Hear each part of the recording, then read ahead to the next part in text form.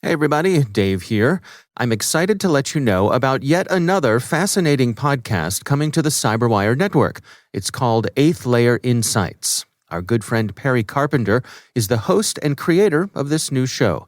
You probably already know Perry as an influential author, security researcher, and behavioral science enthusiast, and he's appeared on our shows many times over the years. On Eighth Layer Insights, he'll delve into the complexities of human nature and how it influences security and risk. Topics include cybersecurity, psychology, behavioral science, communication, leadership, and much more. The show is set to launch on Tuesday, May 25th, but you can check out the trailer right now at the cyberwire.com/eighth-layer and subscribe on your favorite podcast app. I've already subscribed. You're not going to want to miss this one. Thanks. And now, a message from our sponsor, CyberReason. If you're a defender fighting to protect your organization from cyber attackers, you must be successful ending attacks every single time. They only need to be successful once. CyberReason reverses the attacker's advantage. Their future-ready attack platform gives defenders the wisdom to uncover, understand, and piece together multiple threats, and the precision focus to end cyber attacks instantly. Learn more at cyberreason.com.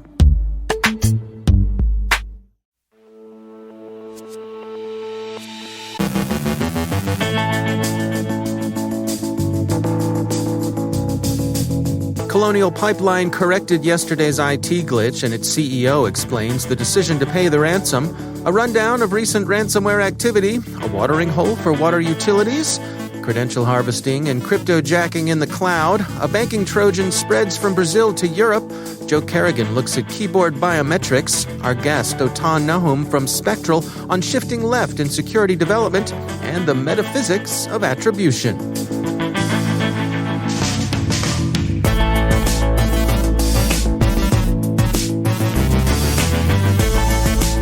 From the CyberWire studios at Data Tribe, I'm Dave Bittner with your CyberWire summary for Wednesday, May 19th, 2021.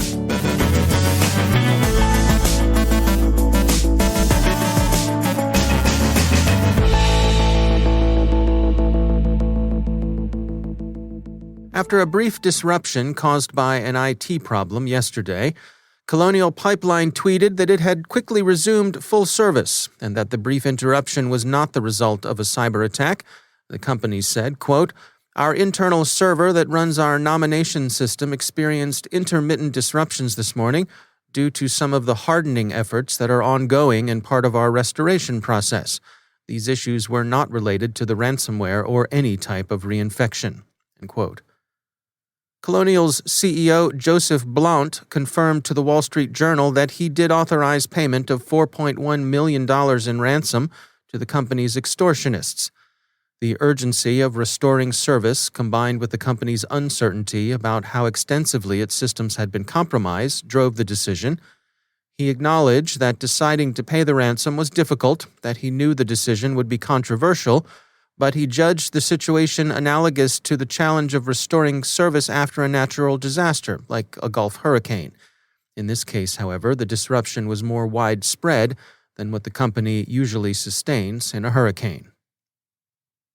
Elliptic, which identified a Bitcoin crypto wallet used by DarkSide, puts the ransomware gang's take at somewhat more than $90 million. On the average, victims paid $1.9 million. They were able to track payments made from 47 wallets. DarkSide has claimed 99 successful attacks, which suggests that about half the organization's hit made some payment. At noon today, security firm eCentire published an overview of 6 ransomware groups' activities. Ryuk Conti had 63 new victims this year. Sodin R. Evil had 52. Doppelpaymer came in at 59 new victims. Klopp had 35. DarkSide, who are relatively new but high profile, they had 37 victims this year. And Avedon had 47 victims so far in 2021. eCentire writes, quote, "The high level of activity carried out by these 6 ransomware groups has certainly given the TRU team pause. If these threat groups are to be believed, they are wreaking havoc against many more entities than the public realizes." End quote. Industrial security specialists at Dragos have an interesting account of a watering hole that appears to have some circumstantial temporal connection to the incident at the Oldsmar, Florida water utility. Hosted on a water infrastructure construction company's site, the watering hole did not seem to compromise or deliver malware to the utility's control systems, instead collecting legitimate browser data for the purpose of improving the botnet malware's ability to impersonate legitimate web browser activity. Security firm Trend Micro's description of Team TNT's operation offers an interesting kill chain description of a credential harvesting campaign against cloud services. Trend Micro wrote, quote, "Credentials stored in plain text serve as a goldmine for cybercriminals, especially when used in subsequent attacks. Harvested FTP credentials, for example, could lead to old-school website hacking or credential modifications, followed by ransom demands in exchange for access or data restoration. The same goes for vulnerabilities, especially those in unpatched and otherwise unsecured internet-facing systems." End quote. Also active in the cloud are cryptojackers. The Record reports they're abusing free tiers of cloud services. It's a pretty obvious scam, really, the sort of thing that might well occur to some teenagers with too much time on their hands. The report says, quote, "Gangs have been operating by registering accounts on selected platforms, signing up for a free tier, and running a cryptocurrency mining app on the provider's free tier infrastructure." End quote. Obvious, of course, doesn't mean ineffective, but what follows can be easily managed. Quote, "After trial periods or free credits reach their limits, the groups register a new account and start from the first step, keeping the provider's servers at their upper usage limit and slowing down their normal operations." End quote. Kaspersky researchers report that the Bizarro banking Trojan has spread from Brazil to targets in Spain, Portugal, France, and Italy. Bizarro may be using social engineering to induce its victims to install an app that ultimately compromises their banking information. Bleeping Computer says that a new version of Mount Locker ransomware is spreading through Windows Active Directory APIs. Its propagation is worm-like, and the gang that's distributing it has operated as a ransomware-as-a-service affiliate scheme, with the gang itself keeping a relatively low, by criminal standards, 20 to 30% of the take.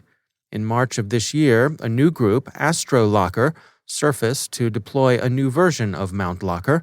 AstroLocker described themselves as in an alliance with the Mount Locker gang. Attribution of cyber attacks to specific criminal groups is the last refuge of metaphysics in security, if only because identity conditions for gangs are notoriously slippery and protean. How do you recognize the same gang when it shows up again? Defense One points this out in the case of DarkSide, the group generally regarded as the one behind the Colonial Pipeline attack. The authors, both from RAND, note that, among other things, it would be unwise to accept DarkSide's self-presentation as apolitical. Cyberspace is no stranger to fronts, false flags, cutouts, and other forms of misdirection.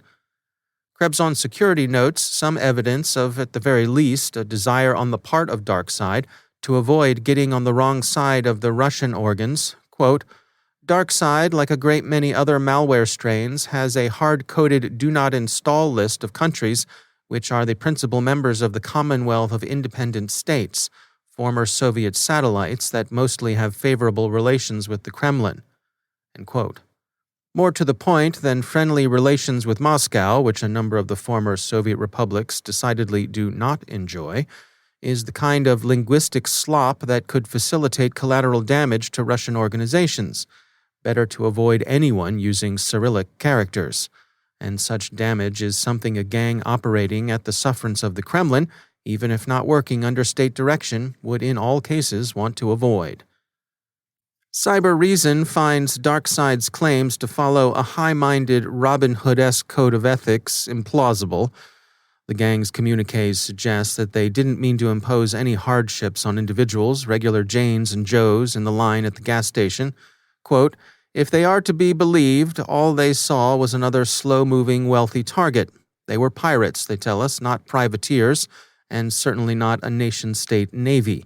and they are honest pirates who follow a code and thus deserve some sympathy for this huge but honest mistake. Hornigold and Every before him, DarkSide wouldn't be the first criminal organization to appeal to the sympathies of their victims by claiming that they follow a strict code of ethics. It remains to be seen if it will work or if it's true. Semi-state-sanctioned crime may not repeat itself through the ages, but it often rhymes.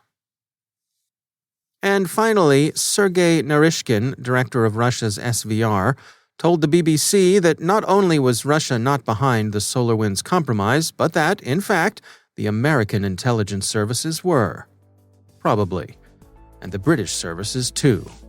It's the kind of thing the Anglophone powers would do. Probably. Mr. Narishkin is flattered by the accusation that the SVR did it, but such charges are not only false, but in his words, pathetic. So there you go.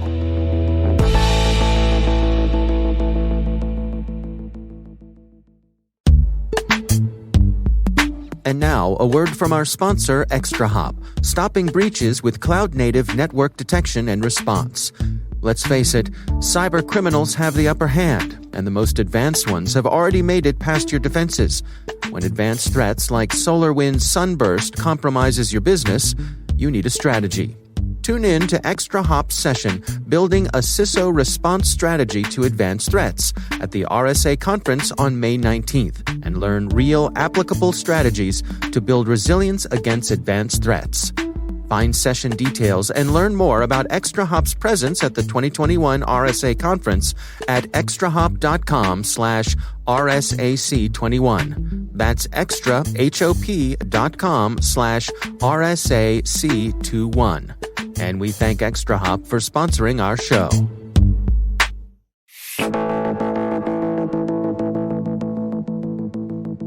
Shift left is a phrase often heard applied to software development and software security. But what exactly does it mean? Dotan Nahum is the CEO and founder of Spectral, a code security company, and he joins us to help make sure that understanding shift left is something that we get right. There's one thing I like to say is that history repeats itself. So actually, shift left isn't so new. If we look at QA, which is, it's quality assurance in software. And we go back maybe 20 years, that as a profession that has evolved. So we used to ship software, and we used to have this epic moment where software was being tested in terms of for quality and looking for bugs. And we had specialized personnel that were actually testing the software. And there was this big event which we called GA, and we burnt the software on a CD and we shipped it to our customers that way. Right, the golden master, right? Yeah. Yeah. Even the term is taken from there. And then around 2001, there was like extreme programming, a movement led by Kent Beck, which is a unit testing superstar. And then unit testing was kind of introduced as a practice. But you know what? Just fast forward 20 years to today, and today unit testing is very, very natural, and manual testing, is kind of awkward. So that is kind of an evolution that happened in software, and it's basically intuitive, and we can all connect to that because we've all experienced bugs.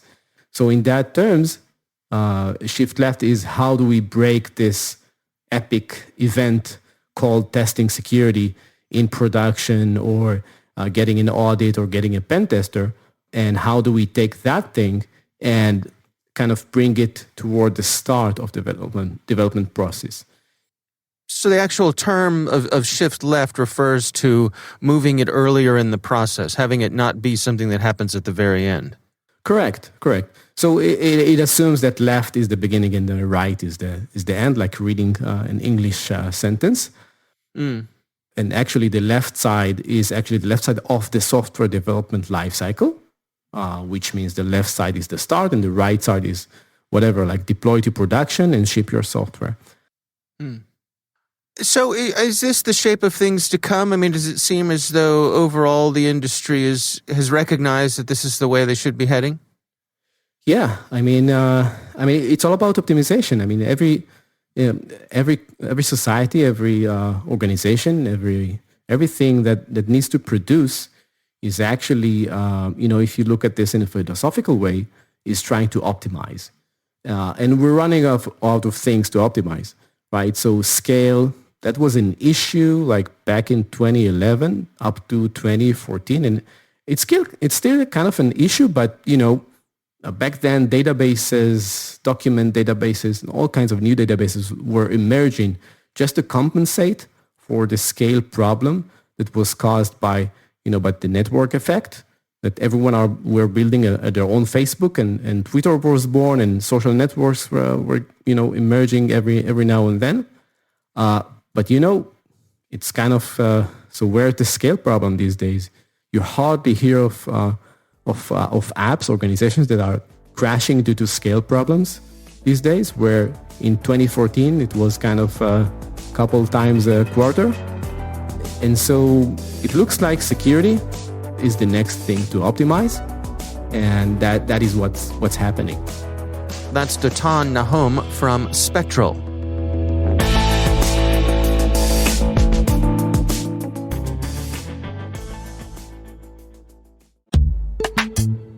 And now, a word from our sponsor, Verizon. Mitigate the risks and realize the benefits of digital transformation with the help of Verizon, a leader in cybersecurity managed and professional services for nearly 2 decades. From secure cloud computing solutions to advanced detection and response capabilities, Verizon helps secure data, networks, and infrastructure of many of the world's best-known organizations. Their annual Data Breach Investigations report is considered the gold standard of cybercrime research. And Verizon's leadership in network, wireless, and IoT connectivity makes it uniquely capable of protecting the ever-expanding attack surface. Let Verizon help you optimize your defenses and achieve the maximum return on your security investments. Learn more at VerizonEnterprise.com/products/security.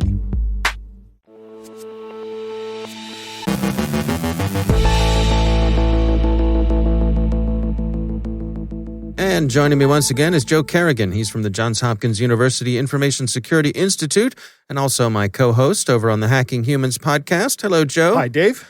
I had this interesting Indiegogo caught my eye. This is one of those fundraising platforms. And there's a security-related one that some folks are trying to spin up here. And the product is interesting, but I thought it also speaks to an interesting way of tracking people online. And right. I thought we might have an interesting conversation about that. Why don't you give us a little background here, Joe? So the concern, this is from somebody named Paul Moore, who is the founder of something called Privacy Protocol. Yeah. And Paul's concern here is that biometric tracking of the way you type can identify you. Mm-hmm. And in the Indiegogo ad, he says that they can identify these algorithms can identify your gender within 10 keystrokes and then identify you uniquely with just a few more keystrokes. Right. So everybody has their own unique cadence when they type. And so they can look at that cadence, assign that to you, and then when you show up typing somewhere else, they can say, aha, I recognize this cadence. That's correct. Okay. And this can be used for tracking you across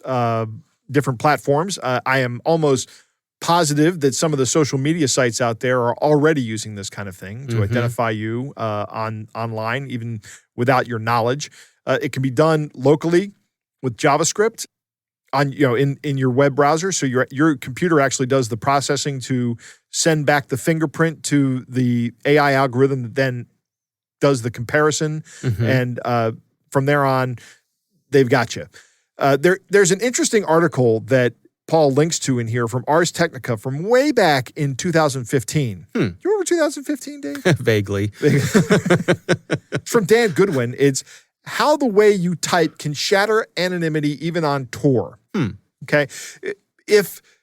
Tor is a great anonymity tool out there. It does a really good job of anonymizing your traffic. But if you allow JavaScript to run on a web browser and somebody fingerprints your typing, they've got you.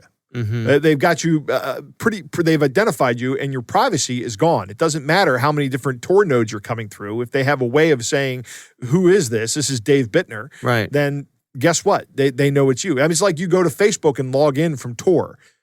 Then Facebook knows who you are on that entire Tor session. Right? Sure. What this project does is this project is actually on Indiegogo is actually a piece of hardware that you plug your keyboard into, and then you plug this into your keyboard slot on your computer through the USB port. So it's essentially like an intermediate USB device. Yeah, little USB man in the middle. Right, exactly. Okay. So it alters the timing of how you type. I don't know if there's any visible outcome of this. As you're typing, things show up, and you can notice how much slower they show up. Yeah. I don't know. I've never used this device. It seems like a really good idea. They have a Chrome plugin, was how they got started on this. Right. There's a Chrome plugin that kind of does the same thing, but one of the arguments they make in their article here for the Indiegogo campaign is that the Chrome plugin can be detected, and this device cannot be detected. Right. I'm not sure how comfortable I am plugging in a USB device directly into my keyboard. I mean, I'm not trying to impugn Paul's character here. Sure. I'm sure Paul Moore is a good guy, but there's all kinds of opportunities for supply chain attacks on this. Sure. But this should be something that maybe people like Dell and Apple should start considering. And Microsoft, I guess, because Microsoft also makes hardware now. Maybe you should start adding this as a feature to your keyboards, or offering it as an option. Yeah, it could just be built into the OS, I suppose. Where it could be built into the OS. That's correct. It just randomizes the delay between characters so that it takes away their ability to track you biometrically, or smooths it out. Who knows what the most effective way is? It seems as though these people who are behind this keyboard privacy project, according to their testing, whatever they're doing here is very effective. Right. It looks like these algorithms have no success once you use the hardware. Yeah. This reminds me of something I thought of many, many years ago, which was, instead of using passwords, could you use pass rhythms? Yeah. you can. Yeah. But the problem with that is this is a biometric. Yeah. And I've made clear my feeling on biometrics. And I'll just restate it here. My problem with biometrics is they're immutable. You can never change them. So because of that, I think that there's a good attack model, a good threat model of impersonation, and making impersonation a lot easier. Yeah.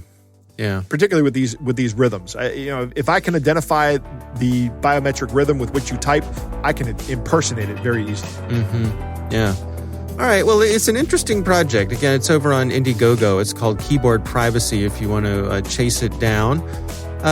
Joe Carrigan, thanks for joining us. My pleasure, Dave.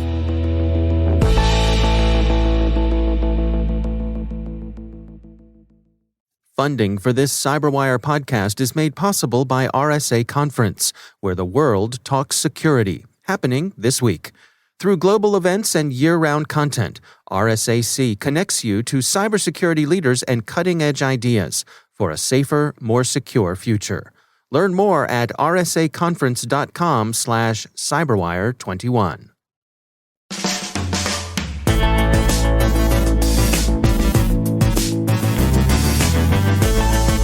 And that's the CyberWire.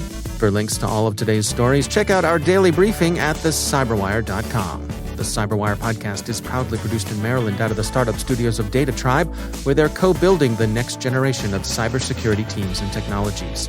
Our amazing CyberWire team is Elliot Peltzman, Peru Prakash, Kelsey Bond, Tim Nodar, Joe Carrigan, Carol Terrio, Ben Yellen, Nick Valecki, Gina Johnson, Bennett Moe, Chris Russell, John Petrick, Jennifer Iben, Rick Howard, Peter Kilpie, and I'm Dave Bittner. Thanks for listening. We'll see you back here tomorrow.